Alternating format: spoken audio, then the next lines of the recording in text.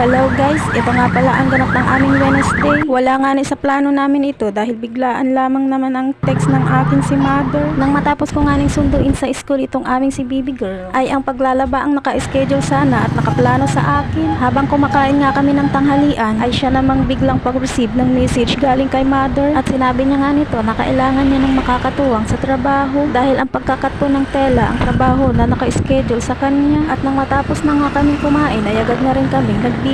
Nilakad nga lang namin kahit medyo malayo dahil nagtitipid sa pamasahe. At dito nga ay bitbit ko ang malaking tubigan gamit ang Coca-Cola. Ayoko ngang mauhaw aking mga kids kaya dinamihan ko na. At ito na nga guys. Ay, salamat, nakarating na rin. At kung hindi nyo pa nga naitatanong, ito nga pala ang matagal ng trabaho ng mama ko. Isa po siyang mananahi. At ang pagkakat lang po talaga ng tela ang kaya kong maitulong sa kanya. At dito nga sa video na ito ay nangangalahati pa lang kami sa pagkakat ng isang rolyo. At pagpasensyahan nyo na nga dahil sa totoo lang sobrang napagod din ako. Umatake lang naman ang pananakit ng likod ko. Hindi ko nga lang matanggihan ito dahil kailangan ko ng pera. At dahil nga hindi madaling matapos ang pagkakat ng tela, kaya sabi ni mother kailangan nating bilisan ang kilos. Habang yung aking 2 kids ay nasa tabi at nanahimik, pinakiusapan ko nga lang ang katiwala nila dito dahil bawal pong isama ang bata. At sa awa ng Diyos naman pumayag. Thank you Lord. Naawa nga ako sa mga kids ko dyan sa mga time na yan dahil mga nanahimik lamang sila sa tabi. Paano ba naman ay mga walang signal ang cellphone kaya wala silang libangan hanggang sa nakatulog na lamang na nakaupo aking 2 kids. At sa mga oras na yan ay tamang nagpapahinga muna kami ni mother. Mabuti naman at mga takot sa lola kaya pag sinaway ay nakikinig naman. Pero paminsan-minsan naman ay awa ng Diyos ang kukulit, hindi makapermi. At habang nagpapahinga nga kami ni mama dito ay naisipan ko lamang kuhanan ng video itong mga tinahing damit ni mama. So habang nagpapahinga ay naglalaro naman itong aking 2 kids. At nang makaramdam nga na kailangang mag-CR ng aking baby girl ay agad nakiusap at nagpasama.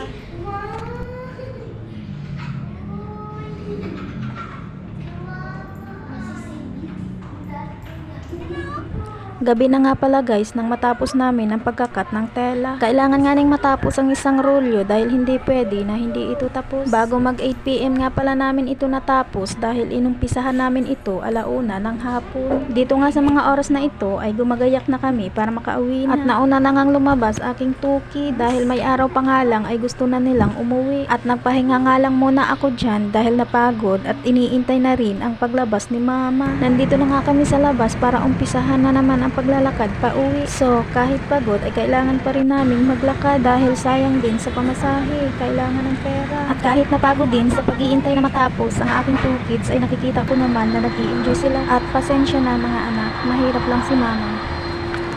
Ug kung nahumani mo ani nga video, daghang salamat sa paglantaw. Thank you for watching.